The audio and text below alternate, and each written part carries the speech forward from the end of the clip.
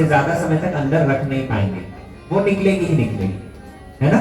लेकिन कानों से जिस रस का अभी हम पान कर रहे हैं, उस रस को हम हृदय में स्टोर कर सकते हैं, वो हमारे अंदर रह सकता है। इसलिए हमें दोनों कानों से इस भागवत के रस को भर भर के पान करना चाहिए। हमारे कानों का जो शेप है ना, देखिए पेपर बोल जैसा ही है, दोनों होते हैं ना, उसके तरह ही भगवान ने इन कानों को बनाया है। इन कानों से क्या करो, बोले कृष्ण कथा रूपी अमृत को भर भर के पान करो। और जब दोनों कानों से पान करोगे तो हृदय में जाकर के स्टोर हो जाएगा। पिबत भागवतम रसमालय मुहुरहो रसिका भुवि भावुका। कब तक पिए बाबा जी, आपको तो कथा कहनी है, आकर के 2 घंटा 3 घंटा कहोगे ही, हम कब तक सुने, कब तक सुने? तब वेद व्यासी कहते हैं मुहुरहो, बार बार सुनो। एक शराबी को देखिएगा, शराब पीता है, पीते पीते पीते पीते बेहोश हो जाता है, मूर्छित हो जाता है, लेकिन फिर वापस जब उठता है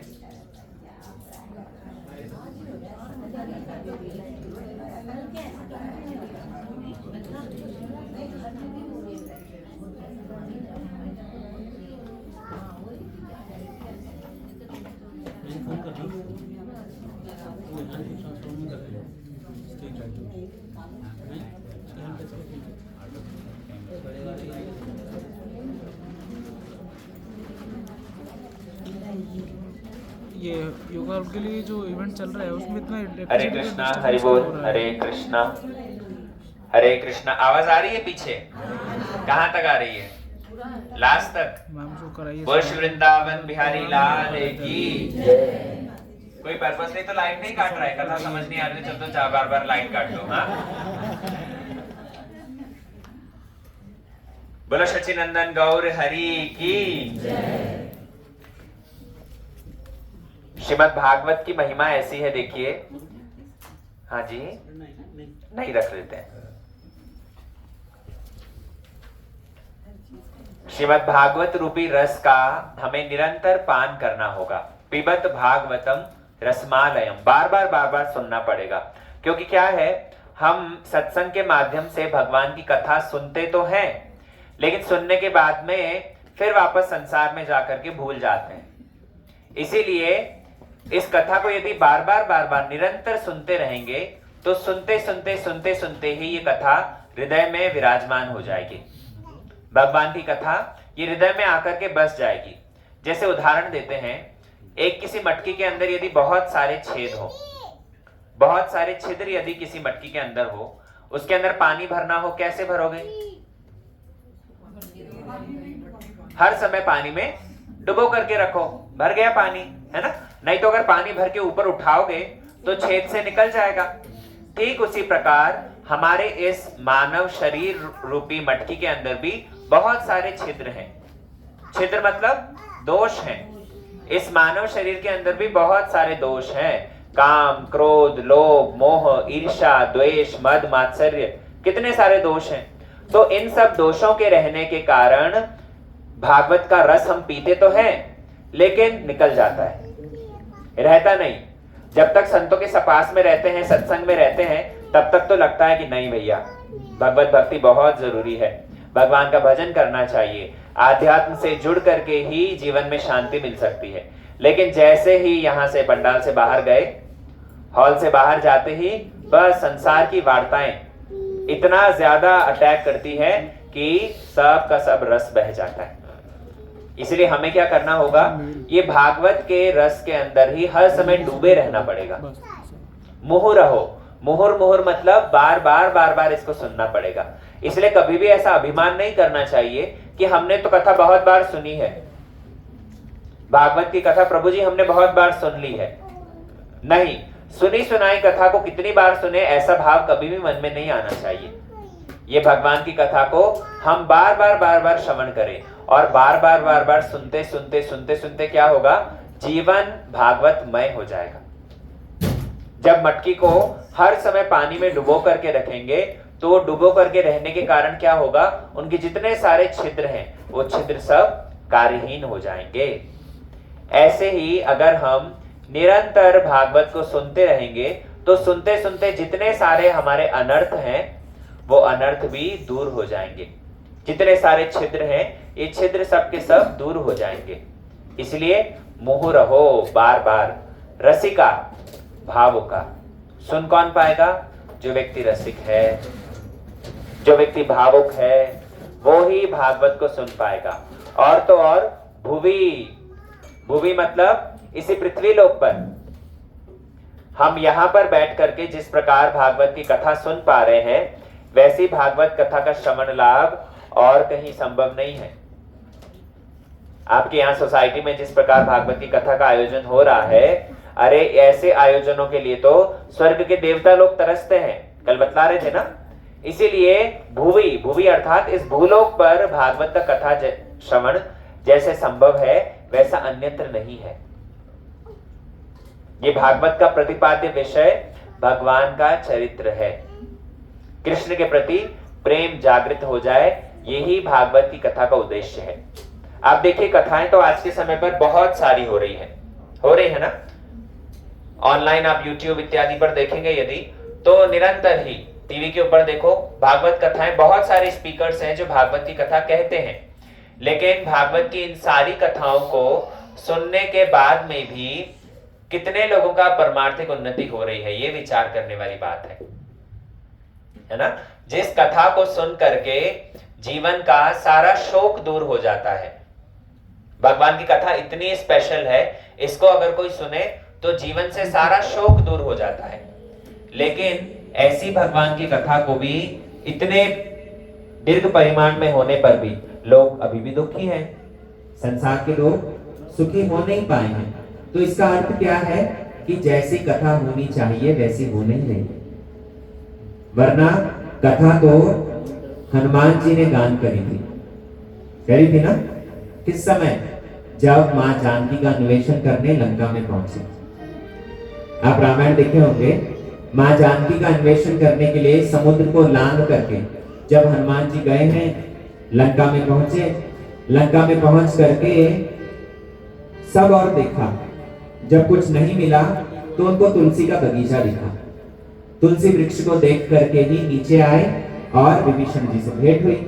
विभीषण जी ने कहा कि जानकी अशोक वाटिका में है। तो हनुमान जी सूक्ष्म रूप धारण करके अशोक वाटिका में पहुंच गए और अशोक वाटिका में बैठ करके जानकी जी की दीन दशा को देख रहे हैं। मां जानकी भगवान राम का स्मरण करते करते, राम जी को याद करते करते रो रही है। आंखें नीचे की ओर झुकी हुई है। भगवान का ही नाम लेते लेते अजोर नैनों से जब रो रही थी, हनुमान जी ऊपर तरु पल्लव के बीच में बैठे हैं। वृक्षों की ओट में छिप करके बैठ करके हनुमान जी मनी मन विचार कर रहे हैं कि क्या करूं। मां जानकी इतनी दुखी है, रो रही है कि दुख का कैसे निवारण किया जाए। और इतने में ही हनुमान जी ने तरु पल्लव के बीच में बैठ करके राम जी का चरित्र गान करना आरंभ कर दिया। रामचंद्र गुण बरणे लागा,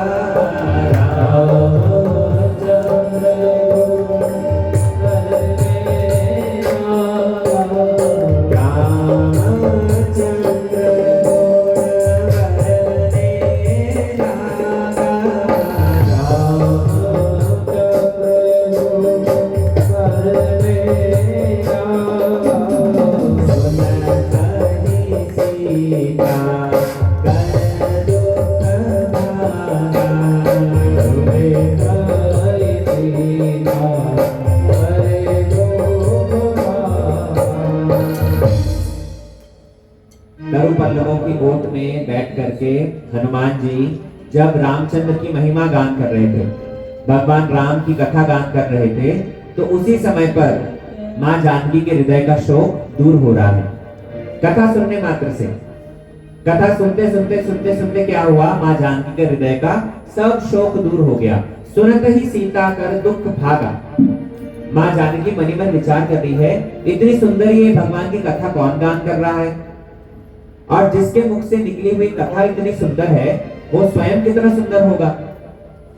हनुमान जी मनी मन विचार करने लगे कि मैया कथा तो बहुत सुंदर है, लेकिन कथा गान करने वाला बंदर है, वो सुंदर नहीं। हनुमान जी नीचे आकर के माँ जानकी से भेंट करते हैं और तदुपरांत चूड़ामणि इत्यादि लेकर के वापस आते हैं। तो देखिए कथा तो एक हनुमान जी ने गान करी जिसको श्रवण करके माँ जानकी के हृदय का सारा शोक दूर हो गया। लेकिन आज के समय पर तो कितनी सारी कथाएं होती हैं, फिर भी जीव दुखी है। इसका कारण क्या है? दोनों ओर से गड़बड़ है भैया। श्रोताओं की ओर से भी कमी है तो वक्ता की ओर से भी कमी है। अगर दोनों तरफ में से किसी भी ओर से कमी होगी तब तो दुख जीवन का दूरीभूत नहीं होगा।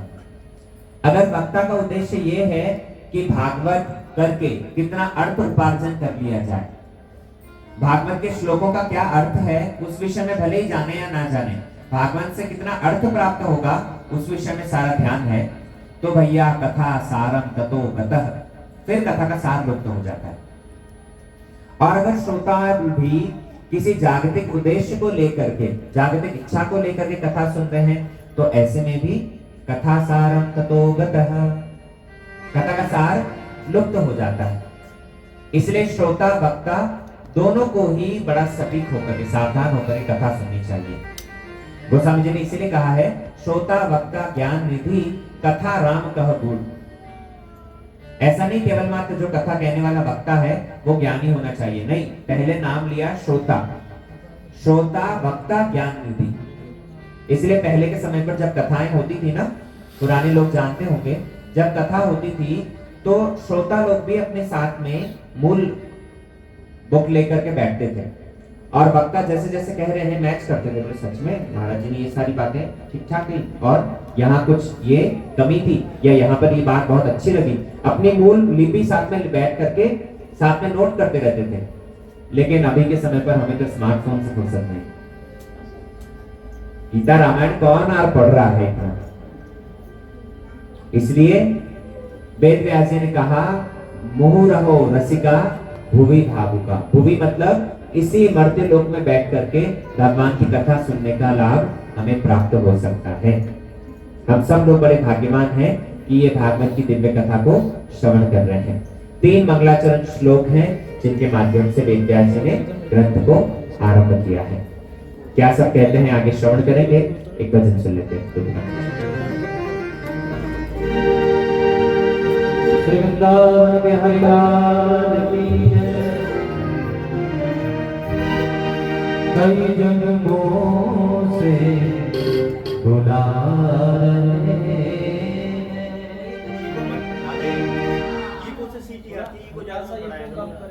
थोड़ा सा वॉल्यूम बढ़ा दो, बहुत ज्यादा डाउन कर। साफ रहने दो, बिल्कुल इको बढ़ा दो, साफ नहीं आ रही।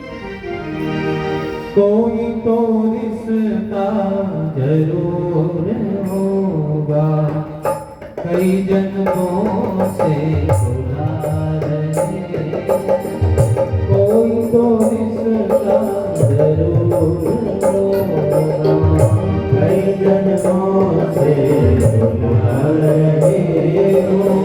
कोई तो रिश्ता जरूर होगा, नजरों से नजरें मिला ना पाए, नजरों से नजरें मिला ना पाए।